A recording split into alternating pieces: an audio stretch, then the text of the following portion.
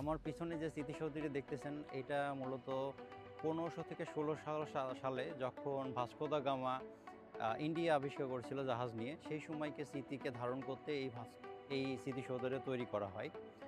তো এছাড়াও অনেক এখানকার গণ্যমান্য ব্যক্তি এবং নাবিকের এখানে ভাস্কর্য রয়েছে। এটা লিসবনে অবস্থিত এবং বেলেম টাওয়ার থেকে খুবই কাছাকাছি। আপনারা যারা লিসবনে অথবা পর্তুগালে থাকেন তারা খুব সহজেই এই জায়গাটি ঘুরে দেখতে পারেন। আপনাদের সবাইকে অসংখ্য ধন্যবাদ।